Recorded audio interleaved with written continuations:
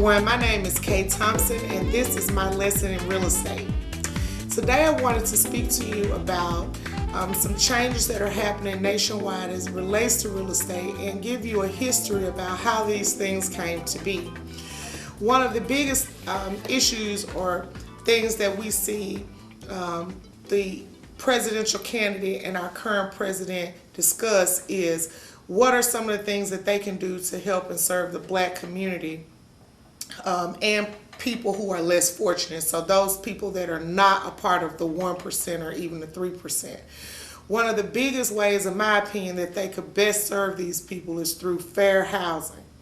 And the idea of fair housing is being utterly challenged right now by the powers that be.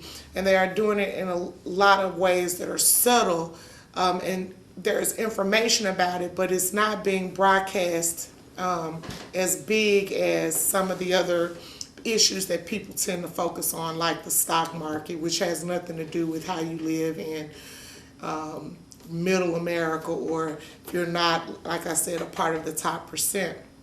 So I wanted to talk a little bit about today about a rule that was passed, and then just give you a little history about how the thought about this rule even came to fruition.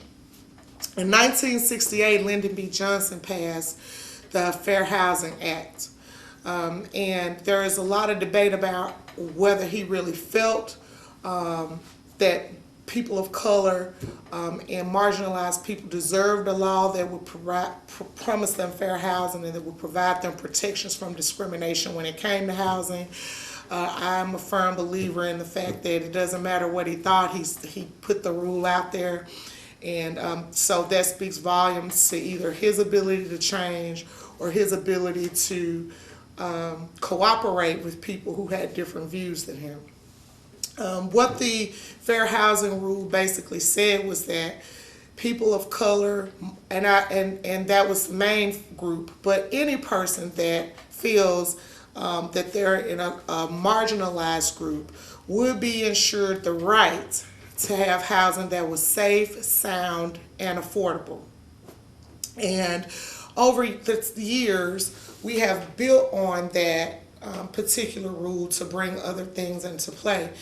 One of my, I think one of the greatest lessons that I learned was really what FHA was, how Fannie Mae and Freddie Mac coexist and what they really do, and how that ties into our greater economy and how that affects people, like I said, of color, even people that are, have wealth. It affects them in a certain way as well. And that is the one thing that I think people think about when they, focus on the American dream. One of the first things you consider is, how you live. Where are you going to live? What is your home going to look like? And so if we don't have those choices, then that kind of stifles your ability to imagine what could be. So there is one book in particular that I would urge everyone to read. It's called The Color of Money, and it speaks about how not just black people but other people of color or different ethnicities and backgrounds were left out, purposefully left out of the wealth, what I call the wealth band, thus creating this gap. A lot of us know of the Bank of America. They have branches all over the country. They have branches, ATMs and things everywhere. There's, a lot of ways that you can do business with Bank of America. In fact, I believe it is the #2 biggest bank in our country. Well, Bank of America started out being the Bank of Italy. And the sole purpose that Bank of America was even started was because Italian Americans who were living on the West Coast, so that would be, they were mostly living in places like San Francisco and places like that because of the gold rush. They were left out of the opportunity to save their money and invest in other things. The other European races would not allow them to be a part of the banking system. And so they created their own bank. They called it the Bank of Italy. However, they were able to assimilate into the larger population because, I mean, they're Italian, but they're still white, right? And so they were able to bring that bank into the larger wealth band, absorb other banks, thus becoming Bank of America. The same thing kind of happened for African Americans to a degree right after they were given their freedom from slavery. They wanted a way to be able to save money and to be able to, provide opportunity in their communities as well. But they were still segregated in a lot of ways, and banks that were pre-established for, the more powerful race would not allow them to participate. So they did pool their resources together to try and create their own banking system. They did, and they did do that, and then they learned about the idea of savings and loan from these people who wanted to keep them out of the wealth band. So in essence, they said, hey, slave people who were used to be slaves, the soldiers who fought for the North could take their monies, put it into these banks, and then you can use those same resources to generate opportunities for your neighborhoods. So the banks, the African American banks, did that. They put their monies together. They learned how to be a savings and loan, so to speak. And then they went out and tried to make the same type of investments and create the same type of wealth opportunities in their communities that were going on in other communities. However, they were stifled, specifically with housing. The black banks had to, if they didn't have enough resources to be able to build a certain, like a grocery store, for example, they could not go to a white bank and get the leverage that they needed to be able to do that. The white bank would say, hey, your land isn't as valuable because there's no white people on it. So they would deny them loans. At that point, African American banks had to turn to, they had to come up with other means to try to make this happen for themselves. So they would go to their local churches. The local churches would then reach out to the people who were, that they knew who were wealthy in the communities. If you go back and study history, you'll see that there was a name, like banks all over the country knew this list of African American people who had enough wealth to help front and fund the banks. And so that's where we got a lot of our money from. Once the stock market became something that black people were aware of, they did lots of things to try to get involved in that. A lot of times they were sold junk bonds and things that did not have any value, but because they believed, a certain thing, and that they believed these people who were of the other persuasion, they had wealth. So, they just took them at their word, and they, gave them their monies in hopes that they would, be able to help them turn it into something much bigger, and it just turned out not to be that. One of the biggest crimes committed against African Americans at that time who were participating in the, the banking opportunity was they were buying bonds to buy like rail ties to make railroads, and that had already been established and was already going on in the white banks. So they basically stole from them. And as you go further down through history, you'll see sort of the same thing. A lot of people think of sharecropping as, I hear that and I've heard that through, history and my education. And people say, oh, well, black people had the opportunity to sharecrop. That was really, for most of them, just, a new form of slavery. They could never get out from under the debt that they were accumulating by planting the seeds and doing all of this stuff for these people. In fact, that kind of abuse went on for the African American community well up into the 60s. Most people don't realize that. So we have kind of been left out of the wealth gap, left out of the wealth band, I should say, for quite some time. And bringing that to focus now is this rule. So a lot of times we hear politicians say on TV, oh, you know, I'm going to do this for you, I'm going to do that for you, we're going to have this rule, we're going to change this law. You can always check that for yourself by going to the Federal Register. By law, our Constitution says that whatever law is put out, if it's changed, if there's some rules added or taken away, if there's an amendment, anything like that, you can check it out and read it for yourself, the actual verbiage that the government used on the Federal Register. And so I encourage everyone to go and check out. It's going to be the Department of Housing and Urban Development's rule for preserving community and neighborhood choice. That is what they're calling it. It's an opportunity for you to preserve your neighborhood and your community. But what it really says is to HUD that they do not have to keep records any longer of whether or not they are doing business with loan institutions, banking institutions, lenders, and you know, real estate agents for that matter. They do not have to keep records any longer of whether or not they are measuring a company's ability to discriminate against you. All they have to do is show a pattern of this bank or lending institution doing that to a lot of people. So that's ambiguous, you know, if you think about it. Oh, if they're just doing it to a lot of people, then they're not discriminating. But it does make a difference if it's a lot of Italians. It makes a difference if it's a lot of black people.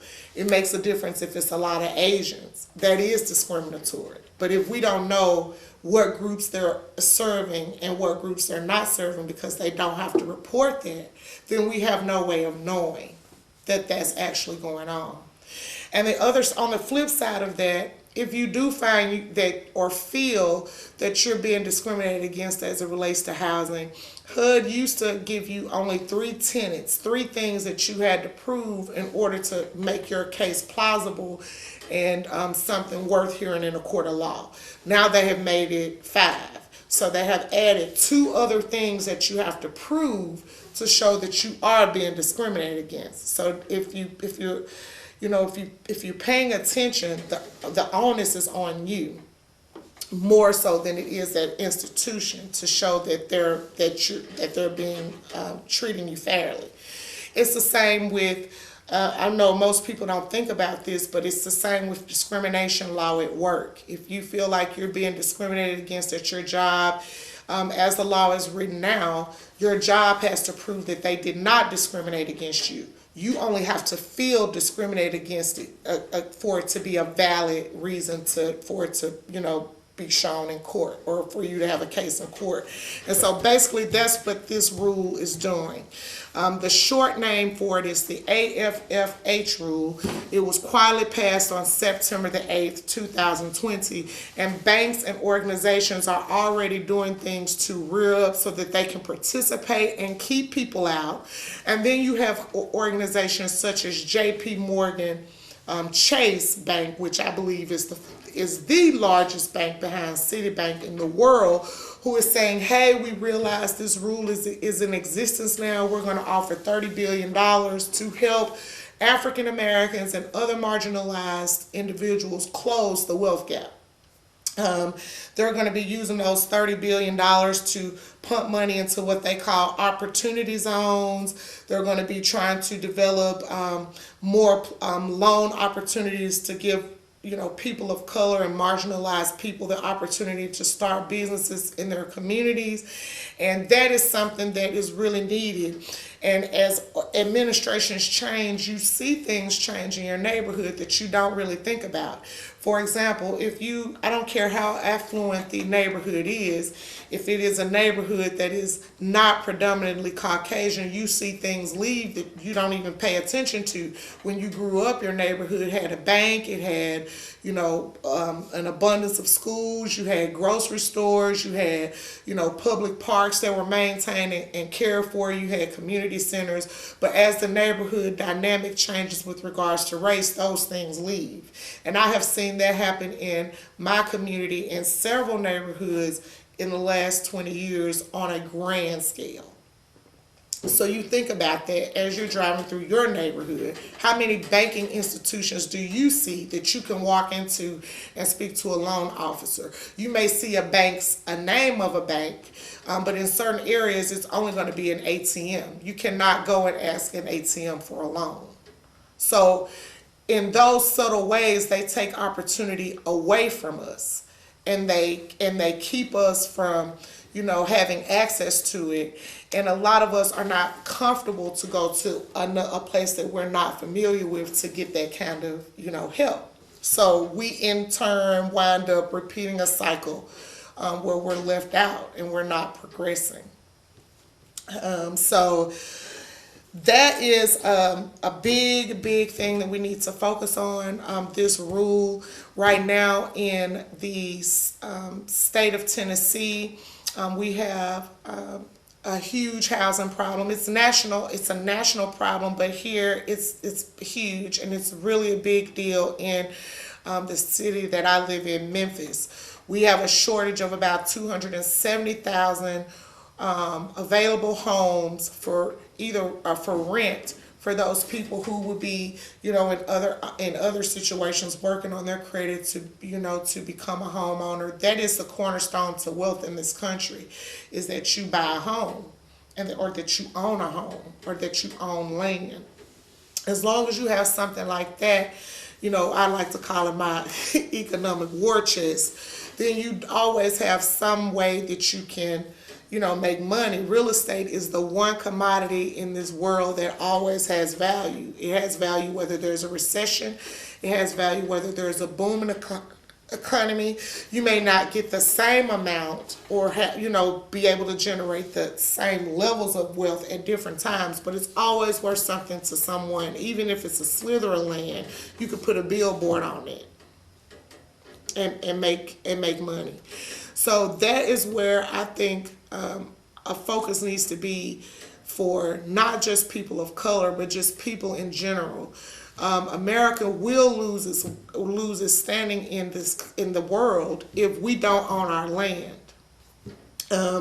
And we're doing our people a disservice by not providing them opportunities to, own the land that they live on, but by simultaneously opening doors for investors to come from other countries and come in and buy us up. If they buy up the land, they have bought us.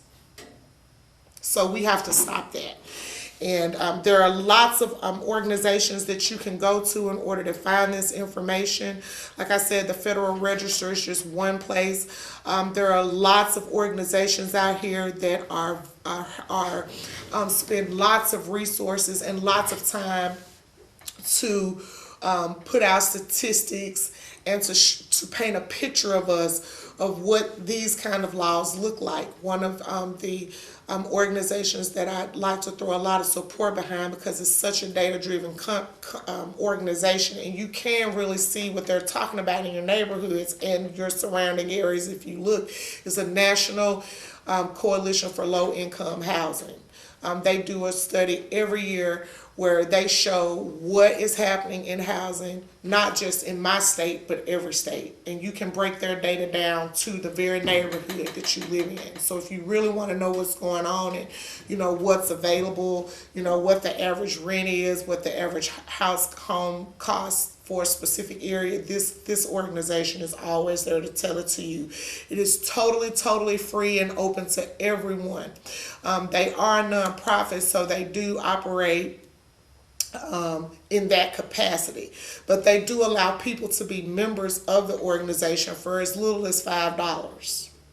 So that's something that you can put $5 in and be able to support an organization who will help expose all of these things for us, and then give us the opportunity to act accordingly. There are other organizations that I think people really should be paying attention to. I think in the last few years, Fannie Mae and Freddie Mac, they've always been they've always had a place in politics, but I think those are two organizations that need to be depoliticized, because they become pawns for our politicians, and we hear them talk a good game, but then there's no follow-up behind it. the president should not be appointing the department of the president or the chairman for the Department of Housing and Urban Development. I feel like the same way we vote for our judges, we should vote for that person. That way we as a people can ensure that, we're getting someone that's going to fight for everyone's best interest and not someone that's going to work because they're in the back pocket of another politician.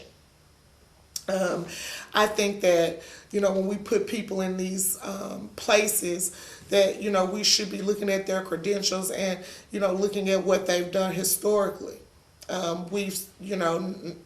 And how that affected, what they did, how that affected the people that they served. If it was, an adverse effect, then we should, consider that and, really, ask them to how can they pivot from that. We need people that can own up to this stuff and, just say, hey, we made a mistake there. Here's how we can fix it.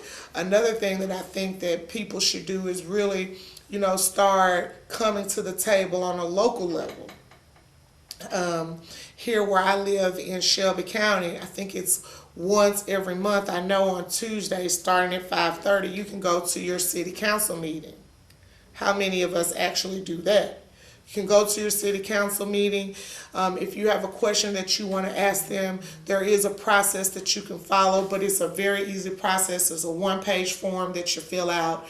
You turn it in a week before the meeting and your name gets on the roll, and you can stand there and you can ask your public officials what specific things they're doing to solve this problem and others in your community. But if we don't take the time to educate ourselves first and then formulate, questions based on the information that we have to really give them something to think about, then they're just going to make assumptions based on their own experience. And we need politicians and other people in positions of power that have the capacity to see things from a different point of view. The point of view that I have right now is that if we don't come together as a country and really look at what's going on in the real estate industry as it relates to people that are not wealthy, we will lose our country. So the last thing that I wanted to discuss with you, I mentioned at the beginning, is that I would talk to you about this wonderful book that I read recently. It's called The Color of Money, and how the wealth gap has affected African Americans. And it's a great book because it gives you the history of how it happened, some of which I've already shared, but then it also talks about how those things have perpetuated a further and increasing decline in recent years for people of color. When there was one thing that is mentioned in the book that hit me like a ton of bricks, and the author said that when, the white community, or I don't even want to say just white communities, but when the community of affluence experiences a recession, it's like they get a little cold. But when the rest of us experience that same recession, it's like we have the flu. And a lot of us, it affects us in a way that it takes us decades to recover from. So it's just like if you fall off of a merry-go-round or a slide, thing in the park. For some kids, they've spun around, they've fallen, and they can get right back up and they can get right back on the merry-go-round and keep it going. And then you have some people, some children, they'll fall, they'll cry, and it takes them a little bit of time to be less disoriented. And so I think that's what's happening in our society now. We are experiencing what I believe is a recession, even though I don't think anyone has officially come out and said it. But there are lots of people who are having a tightness of money. I know several people who, are being forced out of their homes because they can't afford the $500 increase in rent. And then we have people who have lost their jobs or who have been furloughed or whatever due to this pandemic that are sitting on pins and needles trying to figure out how they're going to come up with 6 to 8 months worth of mortgage payments or rent once the, moratoriums for, evictions end in December. So in about 45 days that will start. And then what are those people going to do? We need to try to make a change for that. But she also put out some really good statistics about where people are. So about 1 in 3 black people in America have either no wealth or a negative amount of wealth, are spending out more money than they are making. So they are operating on a daily basis at a deficit. And there's a larger population of the African American community that is operating in this way than any other population in America. And like I was saying before, banks are the largest drivers of wealth in any community. So as people who are marginalized people should really be focusing on working with their local leaders, their state leaders, and even national leaders to bring about a change that will promote more of that happening. We need more banking in our communities, and we need more people who are sympathetic to and can understand the condition of our people so that they can create programs that would allow us to lift ourselves up. And on top of that, we also need to increase the number of banks that we have in our communities that are run, owned, and operated by people of African American descent. At one point during our history, specifically from say 1865 to the 1970s, there was a long point where we had that and where people could identify the black bank in their community. As it stands right now, that is being diminished. Locally, we had a very well-known bank called Tri-State Bank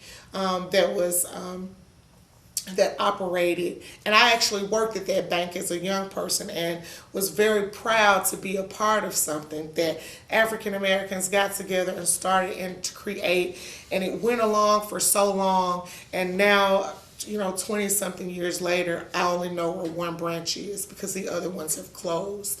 That is not because black people did not want to use the banks. It is because the wealth gap was such that, and the wealth band and how to get into it, those rules were such that people were purposefully kept out. So I'm saying we need to eradicate that by understanding our history and then by pushing our leaders to do things that are going to bring those people back into the fold. It's Kaye Thompson, and again, this was a lesson in real estate. Everyone told me that what's in your mind has to line up with what's in your heart, and you have to line your body up to manifest what it is that you truly want. And it took me years to figure out how to do that, but I think I do it well enough now that people do just come to me and they offer me the help that I need, even if I don't say it.